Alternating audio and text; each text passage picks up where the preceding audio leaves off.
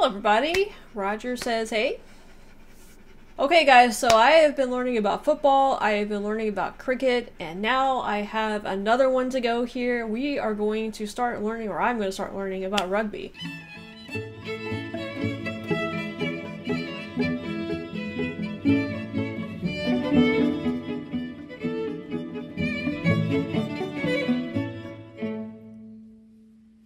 Now, I've had a lot of people requesting me to like watch the rules of rugby and all of that stuff. I've also noticed your comments, you guys mentioned Rugby League and Rugby Union as two different things. I don't know what the difference is between the two of them, and so before I dive into learning about the details of how to play rugby, I kind of want to understand like what is union rugby, what is league rugby. I have no idea. Now, I do know that this is the sport over in the UK and other parts of the world. I know Australia plays this, New Zealand plays this, probably a lot of other countries play this. I really don't know how widespread rugby is, but I do know that it is the European sport that is closest to American football. What I do know about it is there is something called a scrum. Now, the reason I know about the scrum is mostly from the show Friends, where Ross had to go and play rugby one time, I think to like impress his British girlfriend Emily. It didn't go very well, but I know the scrum is where they just kind of like pile on top of each other. I guess they're trying to fight for the ball or something. I know that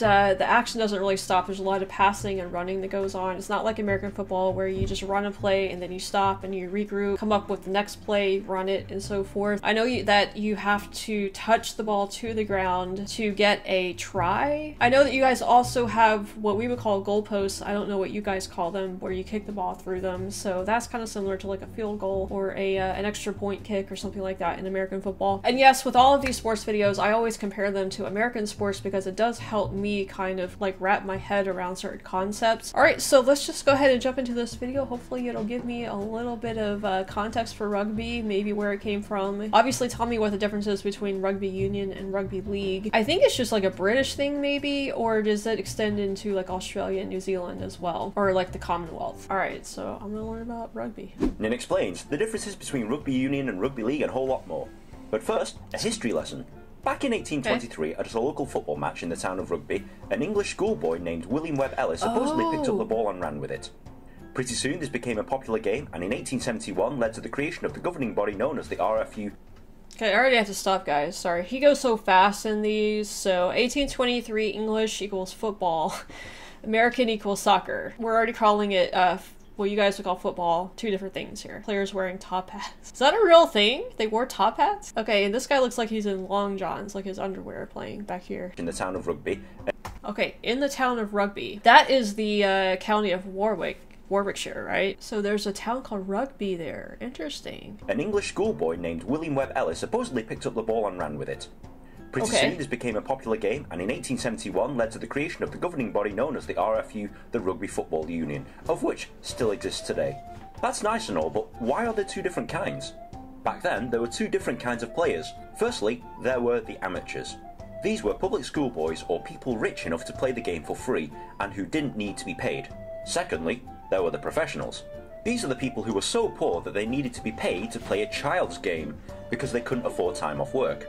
Nowadays, being a professional sportsman is quite a good job, but back then... Wait, is that how that happened? What? Professionals were poor workers who had to be paid to play the game because they couldn't afford time off work. But who was paying them?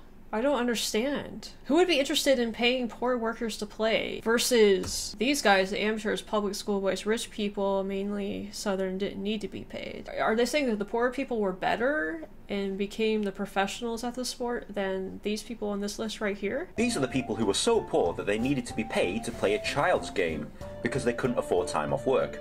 Nowadays, being a professional sportsman is quite a good job, but back then it was seen as worse than prostitution. Professionals were usually from the north of England, usually from Lancashire and Yorkshire. Pretty soon though, they realised that being paid money to play a game wasn't such a bad idea and started forming fully professional teams. The RFU, not happy that these northern professionals were beating the... Is that really how this starts? They must have been really good for somebody to be willing to pay them to play this. I still don't understand. I don't grasp this. Started forming fully professional teams. The RFU, not happy that these northern professionals were beating the southern amateurs at their own game and being paid quite well for it, decided to ban professional sports teams, and anyone playing professionals or professional sports teams. The professionals, not liking this, set up their own league in 1895 and called themselves the Northern Rugby Football Union, later to be named Rugby League, whilst the RFU named their sport Rugby Union. These two sports have been separate ever since 1895, and to this day you'll find most of the professional rugby league teams in the north of England and most of the professional rugby union teams located in the south. Okay, so the rugby union eventually formed professional teams too then, but for a while they weren't professional. Interesting. This is the sea over there. This is the south, this is the north. Okay, location of Super League rugby teams. So, but the north has a couple of rugby union and then the south has one rugby league team down there. Okay, so what is the difference? In general, both kinds of rugby have the same idea. You have to run with the ball and touch it down onto your opponent's in-goal area to score. You can pass the ball sideways or backwards, but not forwards. The opponents have to stop you by grabbing the ball carrier and pulling him to the floor. The main difference... Okay, so like all of that is the same as American football. We call it, you guys call it an end goal, we call it an end zone. The ball just has to cross the line in American football, whereas you guys actually have to touch it to the ground, which I think is a floor again in this. There is a rule in American football, you can do a lateral pass sideways or backwards if you want to, but I think it's once you're past the line of scrimmage, you can only do a lateral or backwards pass. Rarely, every once in a while in American football, you'll see a play where the players are kind of doing a rugby thing where they're passing the ball a lot between each other, but they cannot do a forwards pass. But not forwards. The opponents have to stop you by grabbing the ball carrier and pulling him to the floor. The main difference between the two sports is what happens after the tackle. In rugby union, the tackle is contested. This means that as soon as a tackle has been made, the ball carrier must let go of the ball.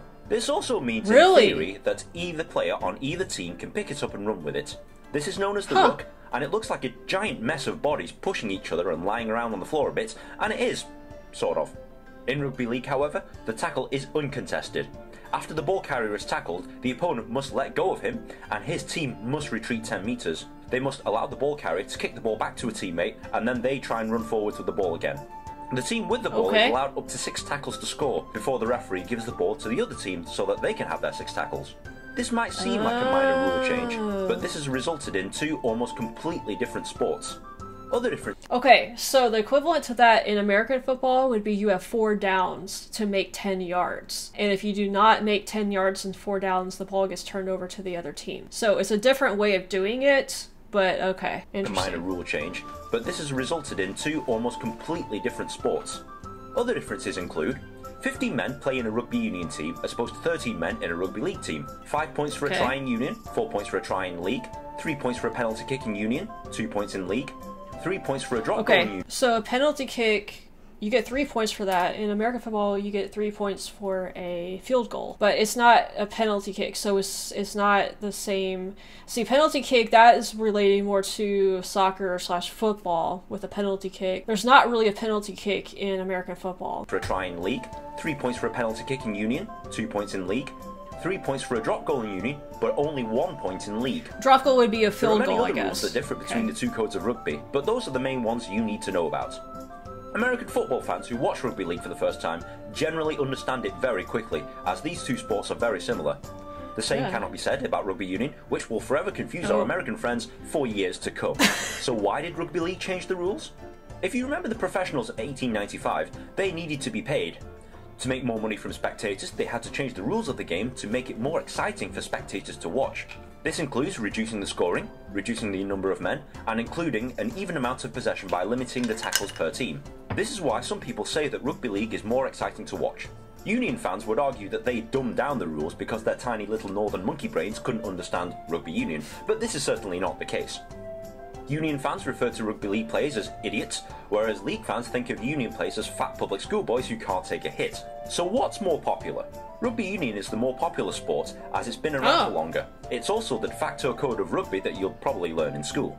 Only a handful of countries play rugby league, and in fact, the only country where rugby league is more popular than rugby union is Australia. But in reality, when most people say rugby, they're usually referring to rugby union.